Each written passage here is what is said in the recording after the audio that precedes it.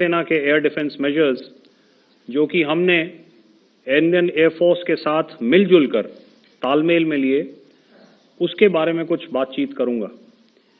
इस विषय में मैंने कल भी कुछ टिप्पणी करी थी, लेकिन आज मैं इस युद्ध के अहम एस्पेक्ट के बारे में आपको थोड़ा और पर्सपेक्टिव देना चाहता हूं। हमें एयर डिफेंस ऑपरेशन सिंदूर के एयर डिफेंस की कार्रवाई को एक कॉन्टेक्स्ट में समझने की आवश्यकता है। मैंने आपको कल बताया था कि पिछले कुछ सालों में आतंक की गतिविधियों का कैरेक्टर जो है उसमें कुछ बदलाव आ रहा था। अब हमारी मिलिट्री के साथ साथ मासूम सिविलियंस जो कि अपना बचाव करने में विफल थे, उन पर भी हमले हो रहे थे। 2024 में जम्मू सेक्टर में शिवखोरी मंदिर को जाते हुए यात्री और इस साल अप्रैल में पहलगाम में मासूम पर्यटक इस खतरनाक ट्रेंड के विशेष उदाहरण हैं।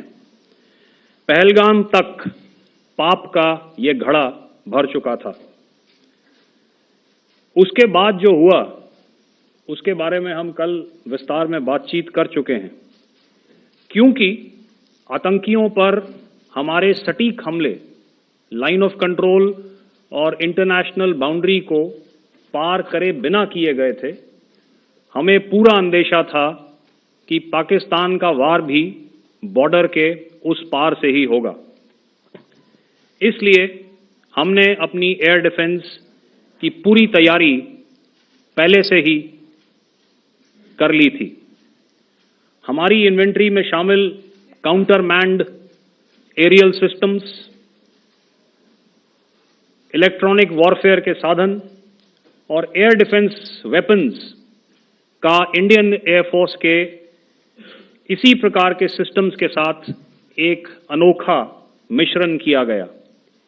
इसलिए आपने देखा कि जब जब पाकिस्तान एयरफोर्स ने हमारे एयरफील्ड्स और लॉजिस्टिक इंस्टॉलेशंस में 9 और 10 मई की रात को लगातार हमले किए, वो इस मजबूत एयर डिफेंस ग्रिड के सामने विफल हो गए।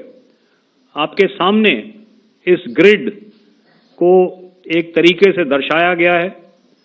आप देख रहे हैं कि इंटरनेशनल बाउंड्री से कितनी layers, radars, counter unmanned aerial systems, उसके पीछे शोल्डर फायर्ड वेपन्स, हमारे विंटेज एयर डिफेंस वेपन्स जो कि काफ़ी सालों से हमारी सेना में हैं। एयर मार्शल भारती ने भी उसके बारे में बात करी। और लास्ट में हमारे modern air defence weapon systems. तो कोई मौका नहीं था कि पाकिस्तान एयरफोर्स ये मल्टी टियर डिफेंस को पार करके पीछे हमारी एयरफील्ड्स या लॉजिस्टिक इंस्टॉलेशंस को टारगेट कर पाए। ये जो डायग्राम आप अपने सामने देख रहे हैं, ये मुझे एक इंसिडेंट की याद दिला रहा है।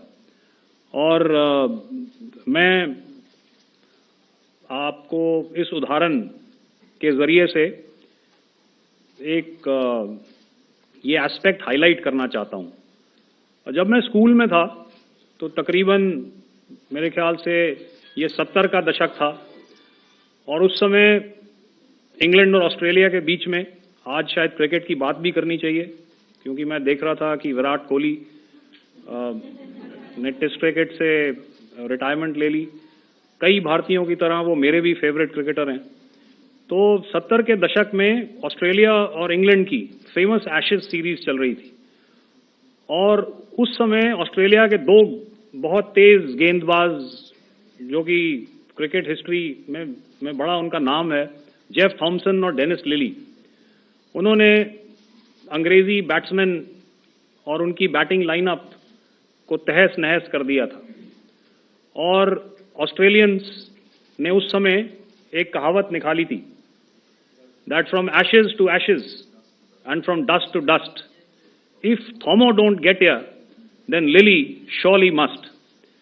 और अगर आप इस लेयर को देखें तो आप समझ जाएंगे कि मैं आपको क्या बताने की कोशिश कर रहा हूं।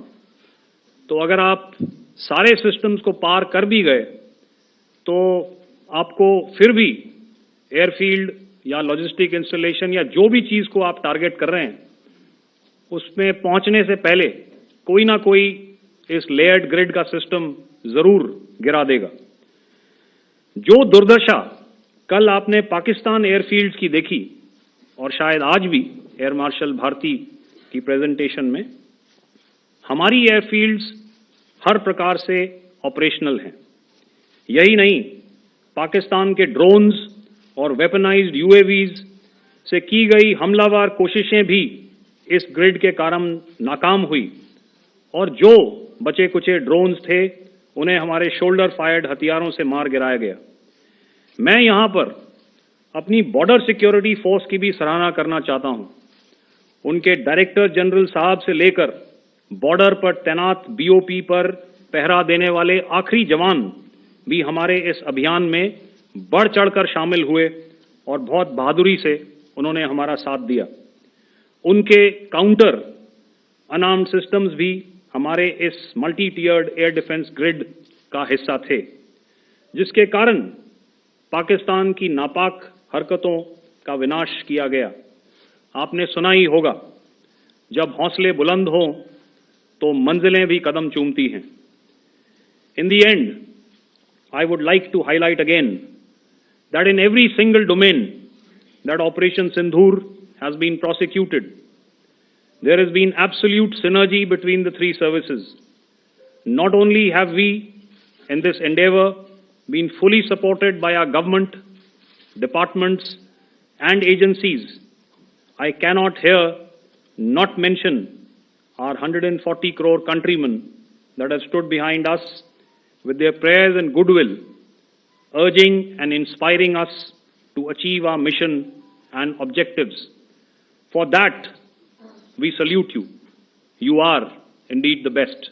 Jai Hind.